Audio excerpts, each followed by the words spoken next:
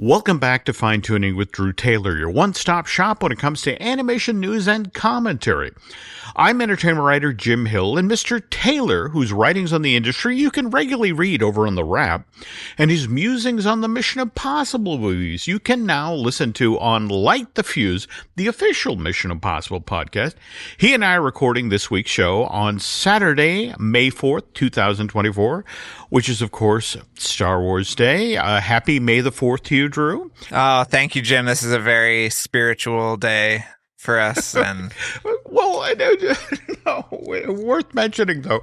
I literally had somebody reach out to me yesterday and was like, hey, we're trying to get Herbie the Love Bug Day going, with the idea that, Herbie had a 53 on the side of him. So, the May 3rd should be Herbie Day. And it was one of these things where it's like, hang on, let me go over to the official day calendar. And it turns out that May 3rd is already Women's Equal Pay Day, International Wild Koala Day, Lumpy Rug Day, and National No Pants Day. And Drew, I think I speak for you.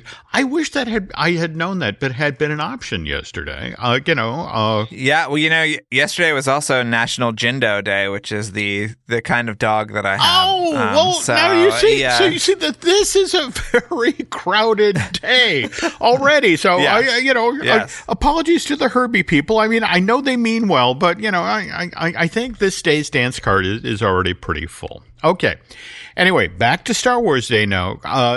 Given that this is an animation news podcast, I guess we should use May the 4th to mention that Star Wars The Bad Batch, that acclaimed series from Lucasfilm Animation, just ended its 3-season run over on Disney Plus this past week on Wednesday, May 1st. Went out strong with a supersized episode, 51 minutes long, and also worth noting, Drew, that it was 3 years ago today on May the 4th, 2021, when The Bad Batch debuted on that streaming service with an episode called Aftermath. And just today, if you head over to Disney Plus, they're dropping Tales of the Empire, which is it's an animated anthology that explores the dark side.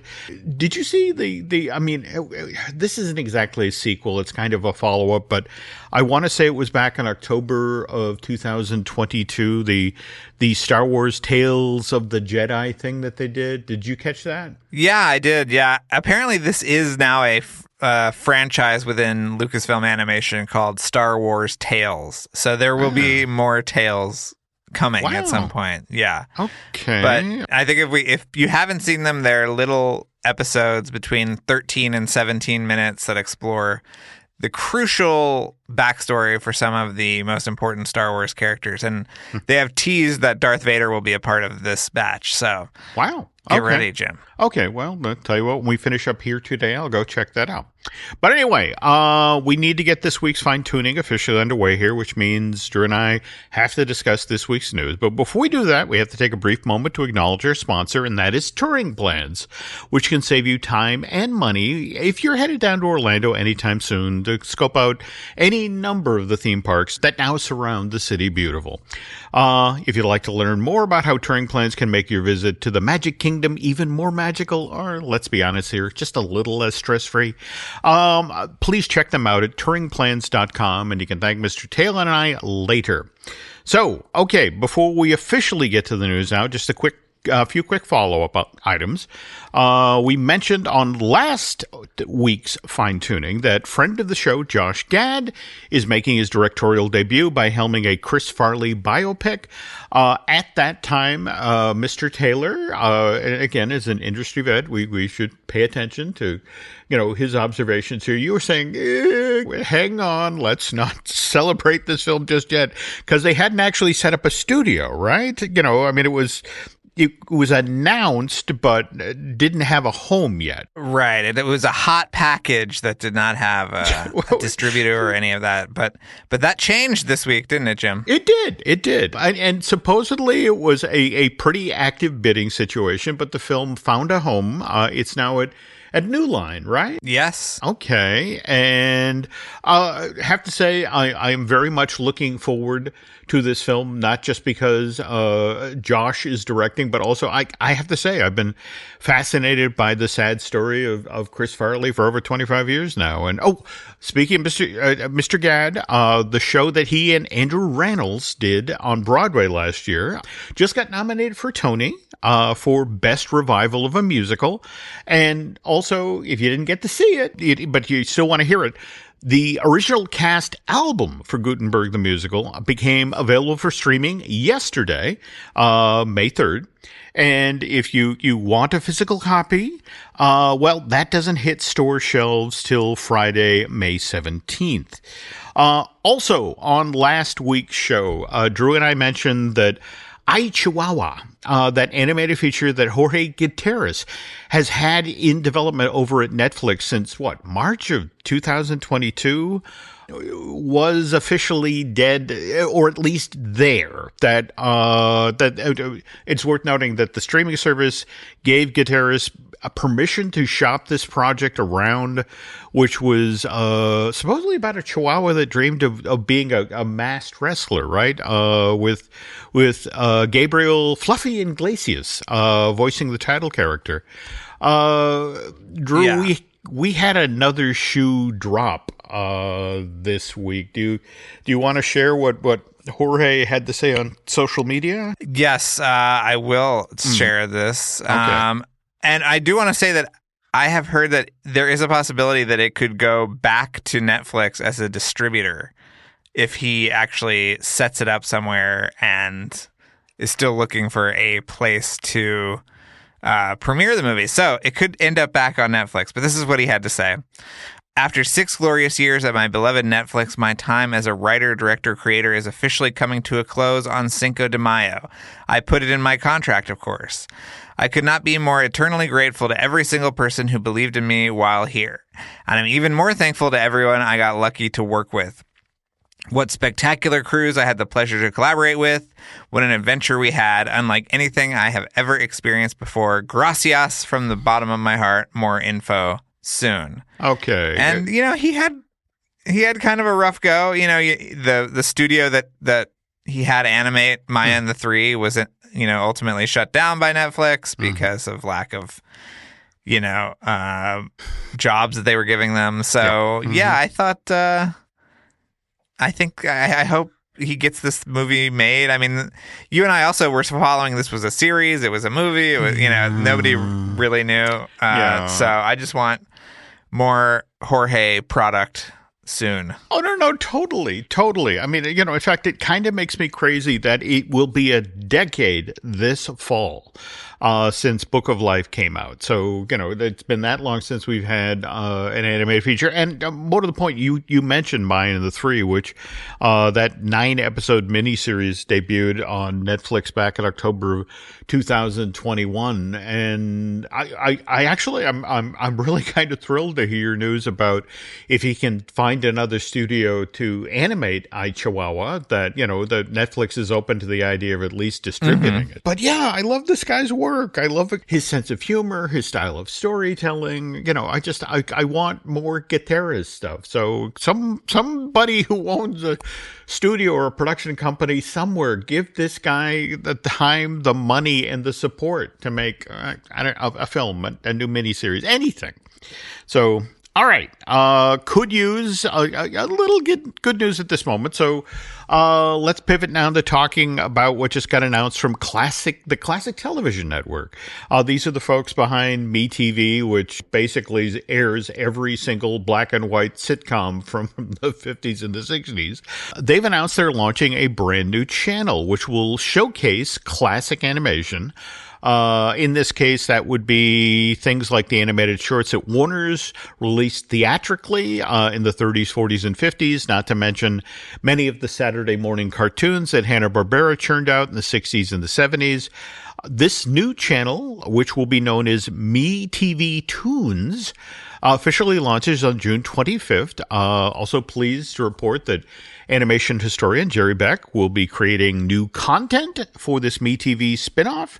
Also, Bob Bergen. He's the guy who's currently voicing Porky Pig and Marvin the Martian for Warner Brothers Television Animation. He's going to serve as the signature voice announcer for MeTV Toons. So it sounds like it's starting, getting off on the right foot. And I have to say, Drew, since I saw in the press materials for this that this is going to be the cable television home for Rocky and Bullwinkle, and it's been too long since Jay Ward stuff has been available. So I think this is good news. What do you think? Yeah, is it also a fast channel on streaming MeTV, or is this only on cable?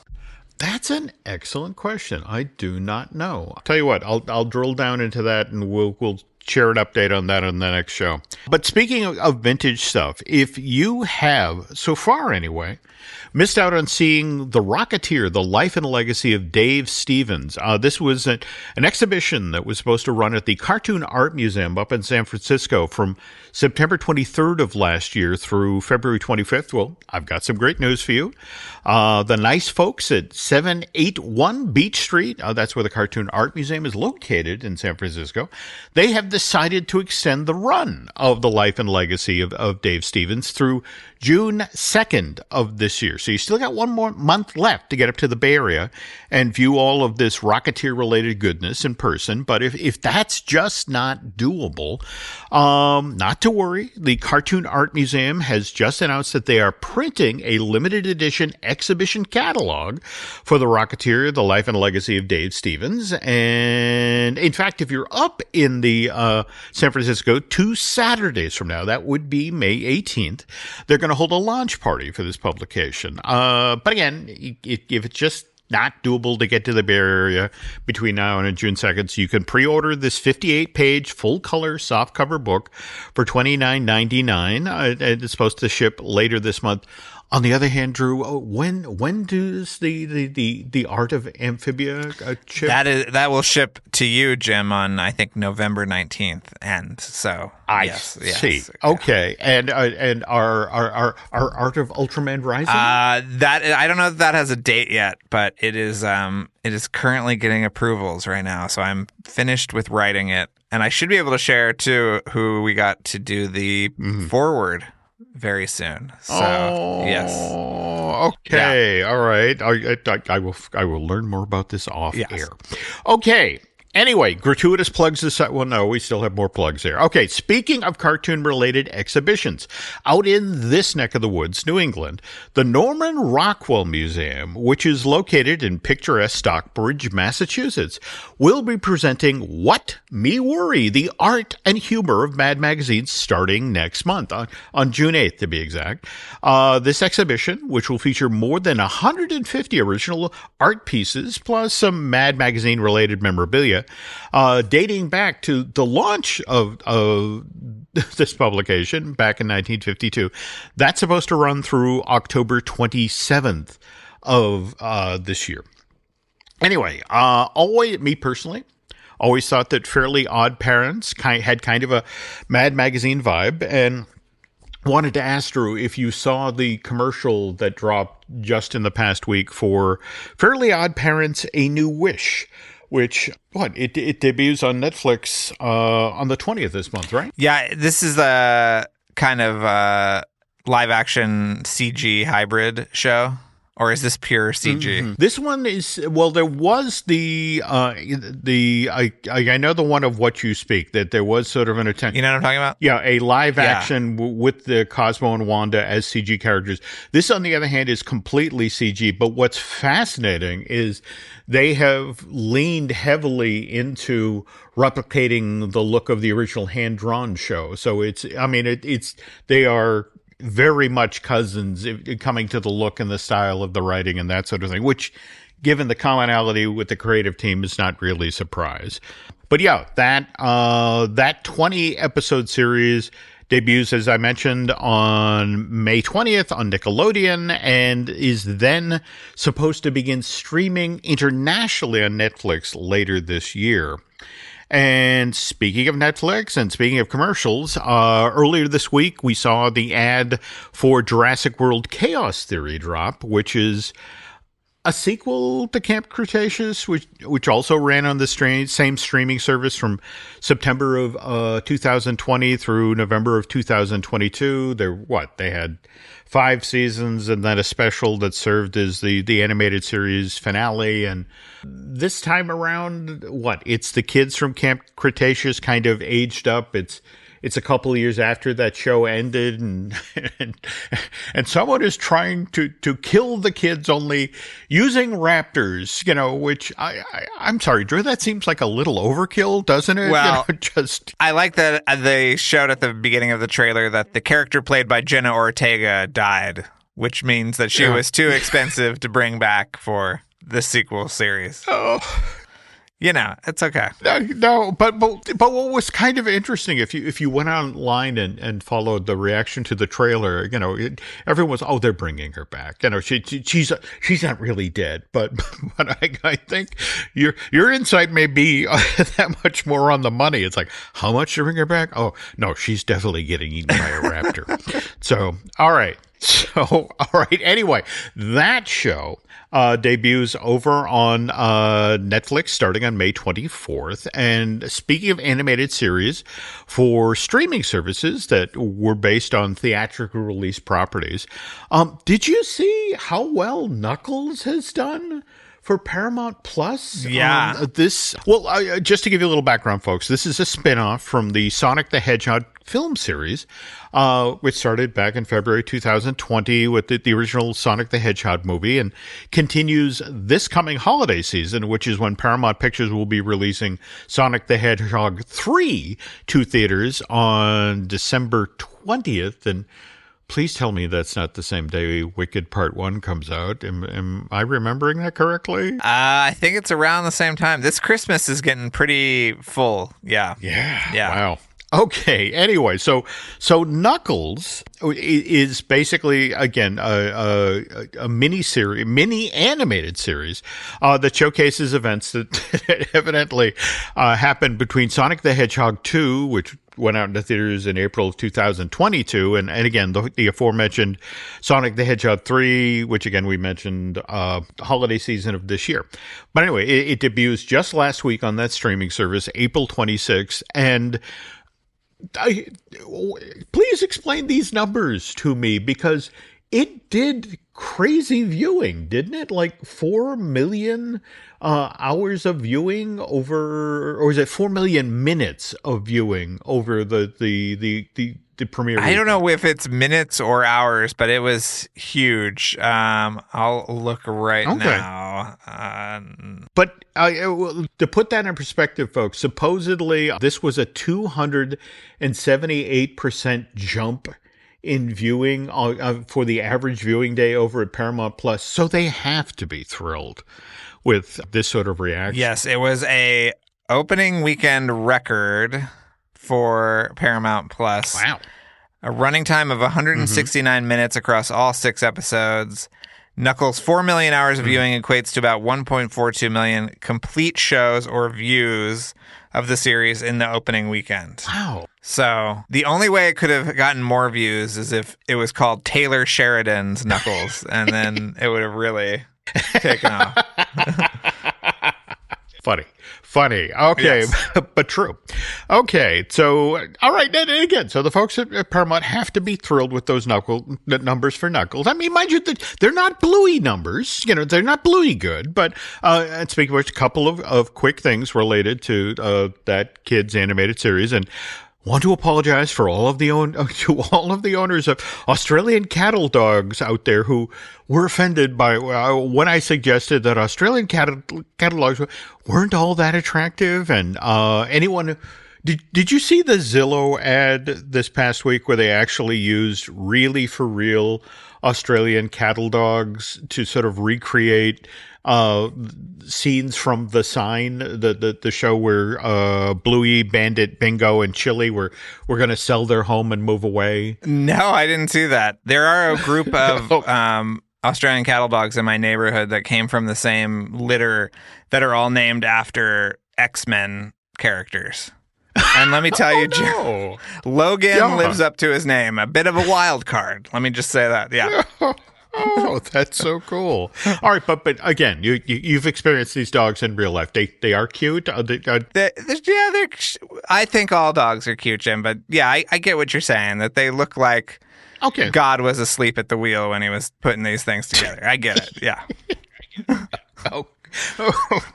All right, there we go. All right, did you watch the John Mulaney special last night on Netflix? No. Okay, well, you got to watch it before next week. There's more episodes, but each episode is devoted to a different aspect of Los Angeles. And last night was all about coyotes, and he riffs on what coyotes are. It was absolutely hysterical. So you've got to watch it. Is this a thing with Richard Kind? Yes. Yeah. They did it live last night at 7 o'clock. I don't want to ruin any of the fun, but it was outstanding. So anyway. All right. I love me some Richard Kind. I love me some John Mulaney. I will definitely go for this. Okay. Yes, you have to. Yeah. Back to Bluey for a sec. We did talk on last week's show about Surprise, the episode of Bluey that dropped. And it turns out the surprise was that there was a flash forward that showed Bluey as a mom with a pup of her own. And again, it shows you the world we live in right now, Drew, where for the past week there has been all this online speculation about who the dad of Bluey's pup might be. And I'm told in Vegas now you can actually bet on this, and the smart money is on Mackenzie.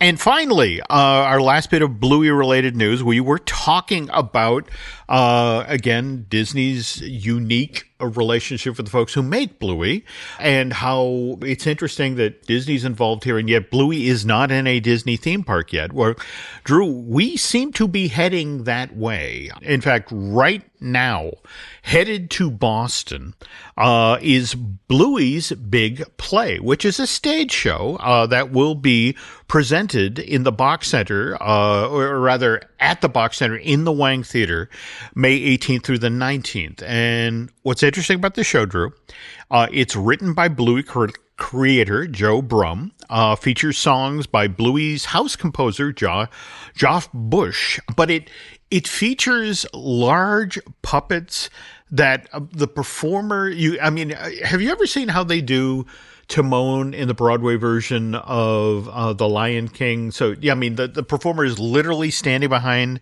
the almost full human-sized Timon puppet. Yeah. This is how they're doing Bluey for the stage show, so to speak. But anyway, this show started its North American tour yesterday, May 3rd in Chicago, heads next to Denver, May 11th through the 12th, makes a stop in Reading, Pennsylvania on the 15th and the 16th before the aforementioned Boston stop at the Wang Theater.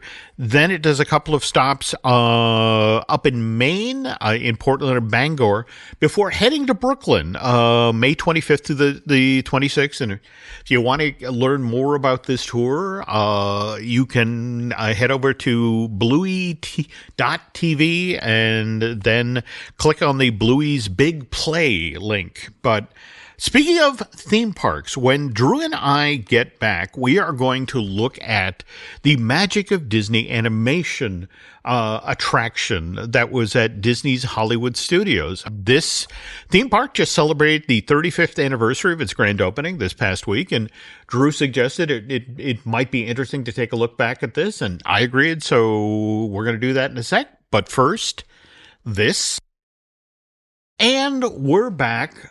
So, Drew, again, you suggested this topic.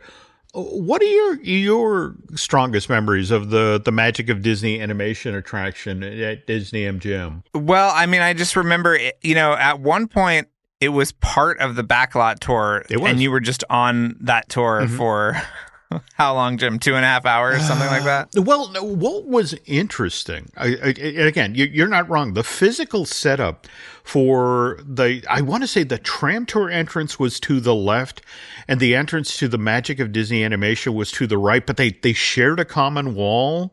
And God help you if you got in the wrong line, because I want to tour the animation studio. Well, and particularly the first summer, it's, well, tough luck, pal. You're on a tram for, a half hour. and then we dump you out at the other end, and the only way back here is you had to take the walking tour, and that was a full hour. I mean, you got to see cool stuff. There you go. But yeah, that they literally shared a common wall, and after that first summer, they did. I mean, they threw open Mickey Avenue because moms especially, were furious because it's like they'd leave their strollers, with like the baby's food and the change of clothes and then be told, yeah, get off the tram and where's my stroller? And it's like, well, it's a half mile that way. It's just not a good thing. So, but anyway, so. Yeah, no, I mean, I remember, how magical it was to see people working. Yeah. And the other thing was that there was these other like tours and experiences that you can do. And then, so when I was a kid, I did one of the animation tours, that you would pay more to do. And I remember walking backstage at the animation studio there, and I was like 10 or something, and I was asking.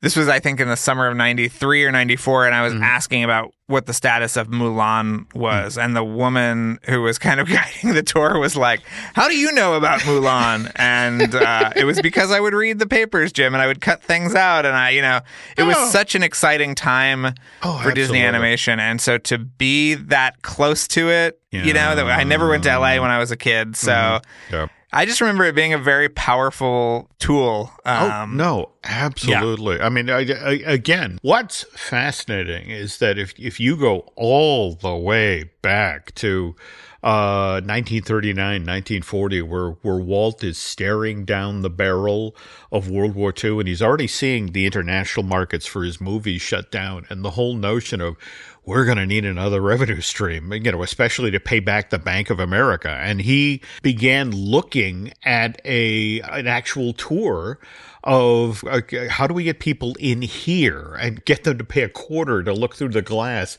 at us making a movie. And they could never figure that out. And so for Florida to do this, to build the what did they call it? The fishbowl? The fishbowl, yeah.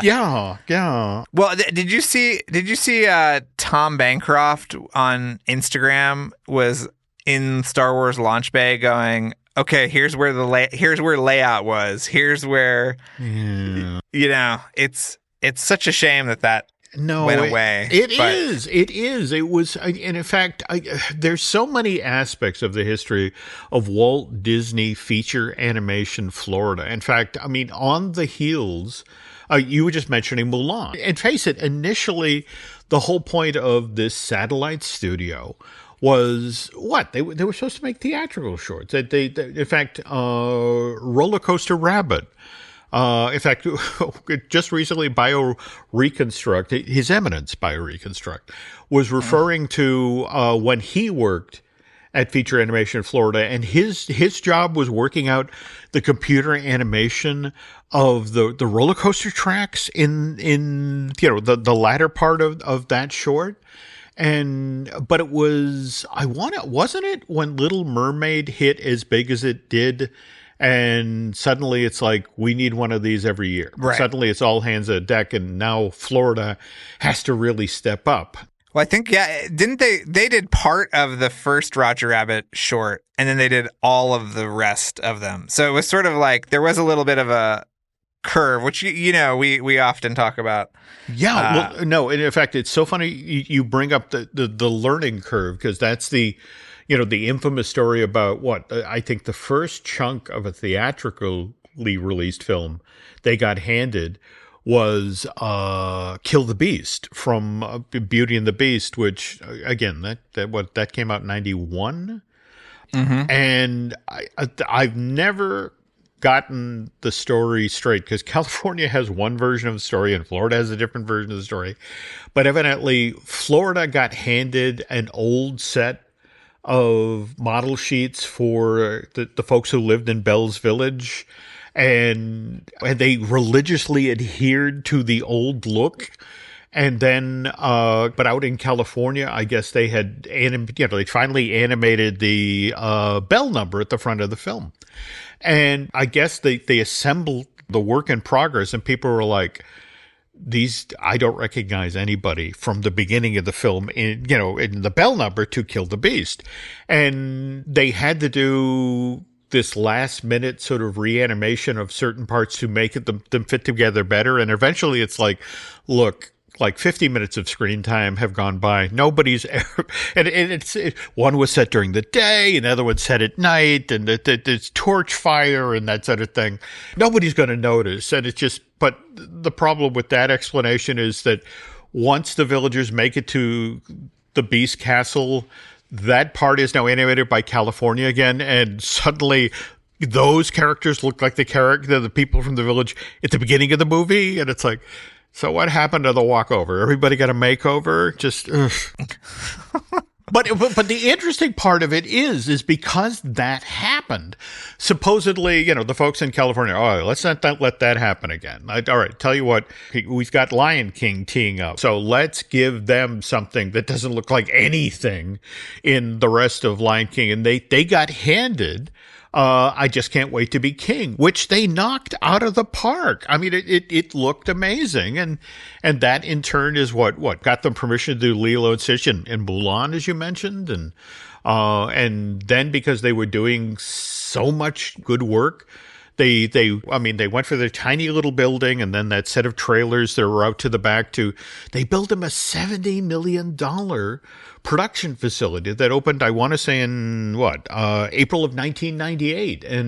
And what was especially sad about that is this was the first time they went to animators and said, if we're building you a building, what do you need? So they were the ones who were like, well, we need giant doors because we're constantly carrying storyboards in and out of conference rooms. And we need elevators that can help us carry the giant boards. And yeah, weren't there desks? I've heard stories about what their desks cost. Oh. They were like $40,000 desks for everybody. Yeah. But they did amazing work there. And again, it's I love that you mentioned the Bancrofts, because hang on one sec. Who was your friend again? Was it Tom? It was Tom, right? Tom Bancroft. We would go visit Tom at the studio. In fact, at one point, Tom very early on had slipped us a piece of a model sheet for Mushu, and my dad, who was a wood carver, actually made a wood toy of Mushu. And I have to understand, we bring it into the studio. The Mulan toys haven't showed up yet, but here is somebody has made a Mushu toy, and Tom was carrying it around the show. There's a toy! Somebody made a toy! Look at a toy based on our character. But yeah, it was... Well, there were a lot of really important filmmakers and animators down there, between Aaron Blaise and Chris Sanders and... Byron Howard told me the story one time that he was, before the studio had been built, there was basically a sign out front saying Disney Animation coming soon, and he basically hopped off the tram tour and, went and found a job. I mean, that was literally, he was one of the first people hired, and he was, in the fish tank regularly. So, yeah. Yeah, and you're not wrong. I mean, for example, we just had Mark Henn retire from the Walt Disney Company, and it was a very big deal that Mark agreed to leave LA and go and work at the studio in Florida. In fact, I think as part of that deal, he got to direct John Henry at one point, but yeah, no, so many amazing talents. In fact, Nancy and I were just talking about Elliot Bohr. He's did Eleanor of Avalor for Disney, and I remember seeing his name on a new animated series for them. But yeah, I mean, yes, he was from there. Yeah. Okay, a lot of talent. A lot of people, got their stuff. But again, that was the interesting thing about Florida, was that the established artists at the studio, so to speak, it's like, I don't want to move to Florida. And so it was like the young kids who agreed to go to Florida and start a new life there. In fact, that was really the saddest part of the story, is that studio opens in April of '89, and these people make big movies for Disney. In fact, it was very interesting after The Lion King that Disney entered that period where films were making less, and there were great concerns out in the corner office about why are movies making less. But it was, I want to say, Mulan bucked that trend. It actually made more at the box office than the animated features that came before it. And what was that? That was Hunchback and Hercules. Pocahontas. Yeah. And then, of course, Lilo and Stitch hit. And that only made $250 million at the box office, but on the other hand, sold billions of dollars in plush and launched several animated series and a bunch of home premieres and that sort of thing. And in fact, we've got the live action Lilo and Stitch coming to Disney Plus or theatrical release. We don't know which, someday soon. But do you have a favorite memory of? I mean, obviously, if you did the backstage, did you get to paint your own cell? Was that part of the? I painted my own cell in the little extra thing that I did. Yeah, it was really great. It was a Mickey cell, I remember, and I carried it around with me for the rest of the day and all of that. But yeah, I mean, the experience of going through this tour was really special. I loved the short film with Robin Williams and Walter Cronkite. And I also loved that little bit of animation they did before they showed you previews of what was to come with Michael and Mickey. Oh, yes. Yes. Which is, one of the best. Yeah. That film is worth it alone for the interaction between Chernabog and Michael Eisner. Yes. Sorry, Mr. Eisner, it won't happen again. It was like... But do you remember at the end of the tour, before that, the kind of preview film, was that there were those maquettes were actually in that building, and sometimes they were for movies that were a long way off, and that was where before special features and YouTube and everything, it was like that was the only place you could see this stuff. And absolutely, I mean, and in fact, that's the very first place I got to see Ken Melton's. We just talked about his sad passing on our recent fine tuning, but that's the first place I ever got to see his stuff up close. And I remember, and you're not wrong, I think it's 91 that they had the maquettes in there for Aladdin. And it's like, oh my God, this movie is going to be amazing. Look at Iago, look at Jafar, look at the amazing design on these characters. But yeah, I mean, it did what it was supposed to. You left there with a strong appreciation for the actual art of animation, but at the same time, you also left pumped for the films that were going to be coming out soon from Disney. And again, Mr. Bancroft is not wrong. It does kind of break my heart. And I go in there to check out Star Wars related stuff for as part of Launch Bay, and it's like, I mean, this was the room where, for example, I got to see the storyboards for Mickey's Arabian Adventure, the follow up to what was it, the Prince and the Pauper that never got made, or I remember being pressed up against the window and looking down and seeing somebody work on hair in your soup. The Roger Rabbit short that Spielberg killed because of the pissing contest that went on over what went out with Dick Tracy? That was Roller Coaster Rabbit, right? Not yeah. Okay. Yeah, but he wanted it attached to Arachnophobia, is that what it was? That's right. The Thrilomedy. The Thrilomedy, yes. Yes. Another great name placed in the Jeffrey Katzenberg book of things that people didn't embrace, right up there with Tradigital. Okay. Yes. So, but anyway, story, they had done Brother Bear. That opened in October of 2003. They had been working on My Peoples, which kind of ironic because that really was a tradigital movie. The human characters in that movie were going to be hand-drawn, and the little pieces of folk art that Hal Holbrook and Lily Tomlin and Dolly Parton. Those were CG. And boy, that the name of that began to, first it was My Peoples, then it was Angel and Her No Good Sister, and finally, A Few Good Ghosts. And then I want to say in the fall of 2003, we heard that movie had been put on hold, only to then be canceled. And then January of 2004, in fact, it was David Staten who was in charge of the studio at that point, right? Yeah. He went down. Not a well-loved figure. No, he was not. But again, he was carrying all water for Eisner. Eisner was looking at the fact that they had the studio in Paris, they had the television production facility in Australia, they obviously had the studio in LA, and they had the one in Florida. And it's like, look, let's bring the best artists back. That they believed that the problem they were having is that the films weren't turning out as well as they could have because the artists were scattered to the four corners of the globe. So it's like, all right, let's bring all the talent home and put it under one roof and see what we can do. And also, let's be honest, this was also during the same time that Disney was thinking, maybe we need to get out of the hand-drawn business and pull a Pixar, do just strictly CG. And what could have gone wrong? Yeah. What could have gone wrong? But, I feel like that tour in Florida was such a wonderful, not only an exhibition of what made them so special, but a recruiting tool, totally.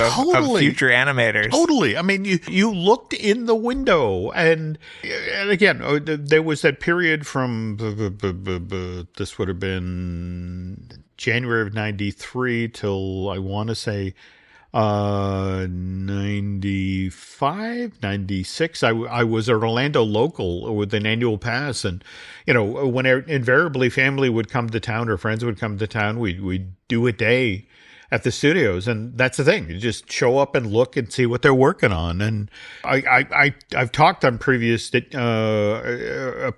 tuning about how I was there the day that Jeffrey Katzenberg came to say goodbye in 94, and we literally watched him being mobbed by all of these people who worked with him, and he had come to Florida to say goodbye, and none of us knew at the time that he was also there on a recruiting trip. It's like, hey, I'm setting up my own animation studio, and maybe wait for a call from me. But yeah, just to be there for moments like that, or when friends would take me backstage, and I mean, we haven't even talked about how in the satellite parking lot for the entrance backstage to Disney MGM, there was the special projects area, and there were like 8 or 10 trailers that had been slapped together. And this was where, for example, Drew, they had people from Florida in between working on things like Mulan and Stitch and that sort of thing.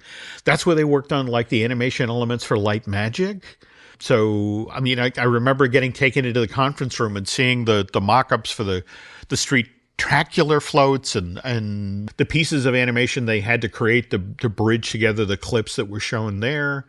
It was a wonderful setup. It was a great thing to go visit.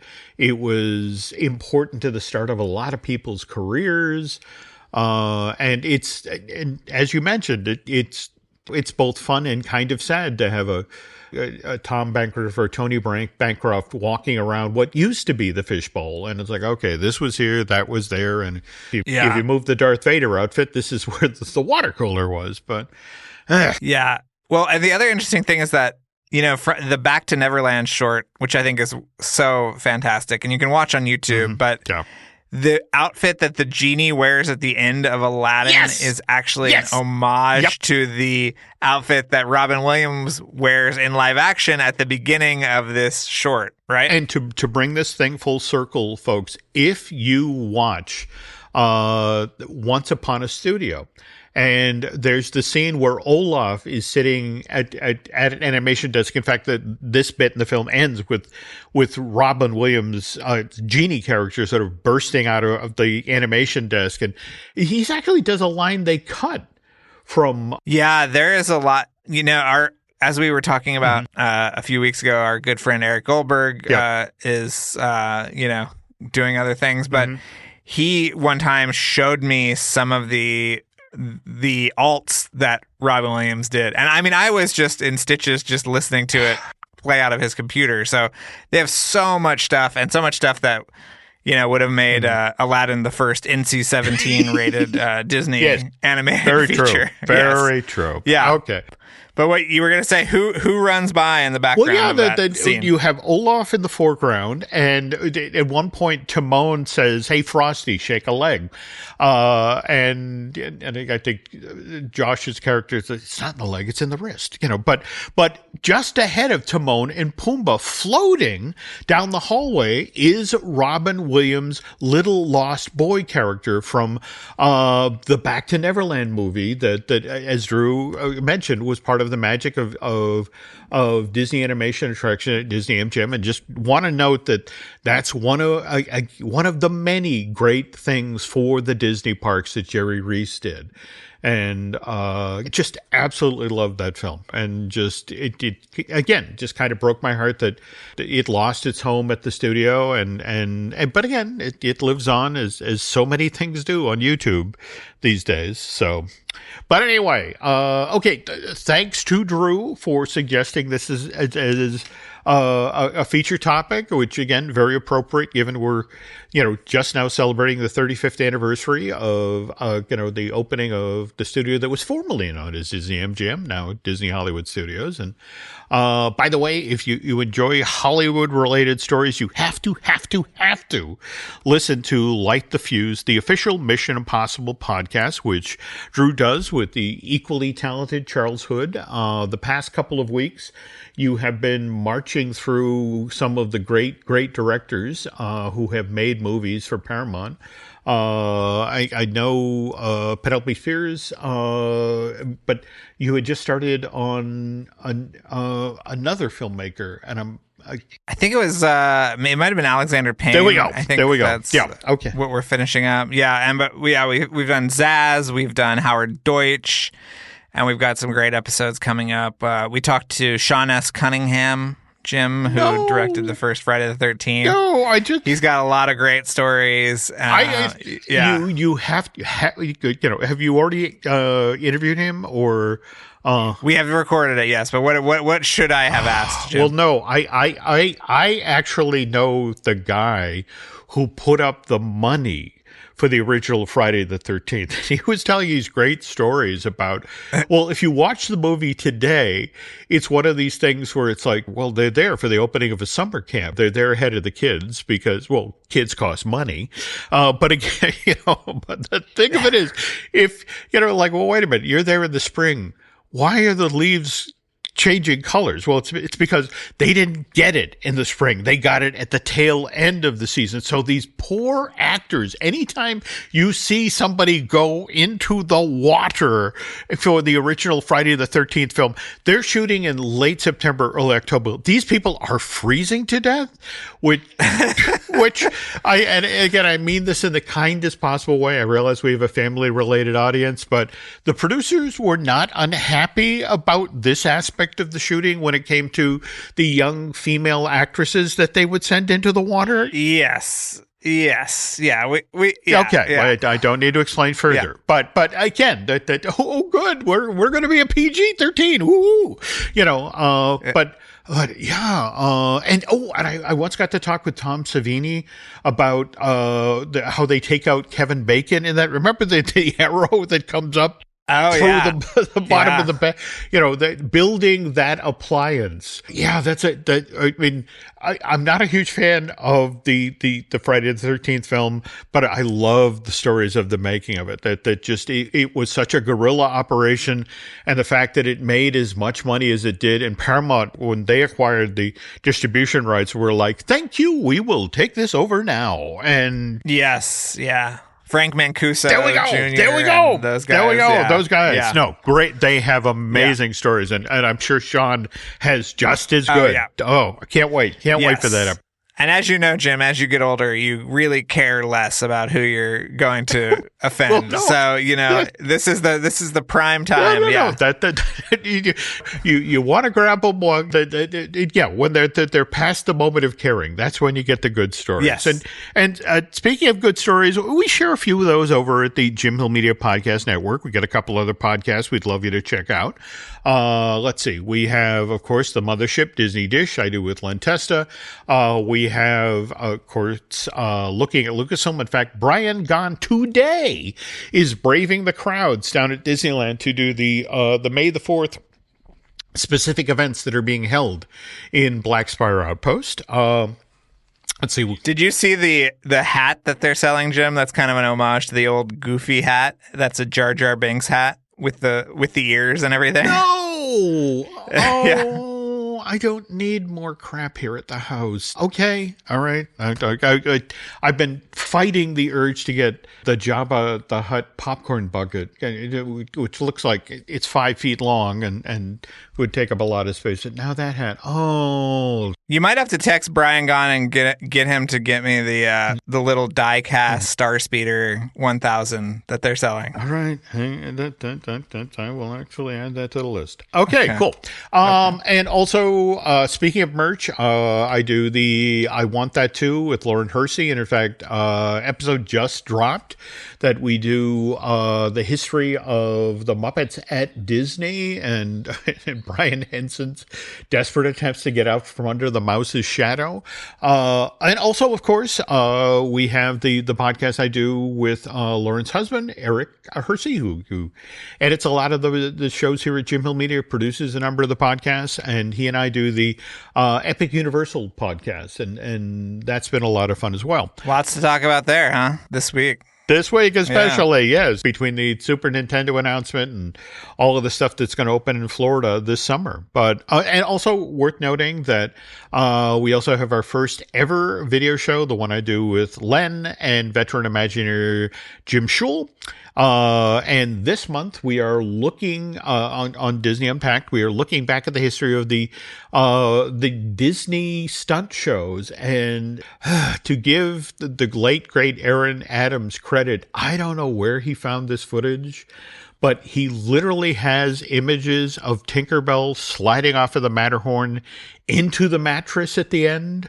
You know, you actually get to see this performer at full speed into the mattress. So, but anyway, that's what we're doing over there. But we're also doing some stuff on social media. Speaking of which, Drew, if folks are looking for you on social media, where can they find you? They can find me at Drew Tailored, like a tailored jacket, on all platforms. And I'm still tweeting, still whatevering.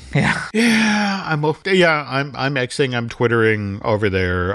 So you can find me on X, Twitter, and Instagram as Jim Hill Media, and over on Facebook as Jim Hill Media News.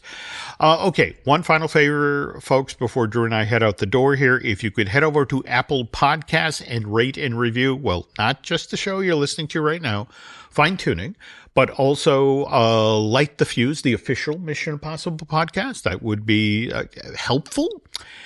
And I think that's going to do it for this week, folks. Mr. Taylor has to scamper out the door here for a junket. Are we allowed to talk about what junket it is, or people should? Oh, sure. Yeah, it's the junket for Atlas, the new Jennifer Lopez action movie, sci-fi movie, whatever you want to call it. Simu Liu is in it, Jim. So yeah. Oh, okay. So Shang-Chi. All right. Yeah. You got to get to talk with him. I know Jennifer's off the table. I might talk to him. I'm talking with the director today. So okay. Yeah. All right. Yeah. Well, again, you can read the wonderful stories that Drew will develop from that junket over on the Wrap. But speaking of Wrap, let's wrap things up now, and we will see you folks next week with a brand new episode of Fine Tune.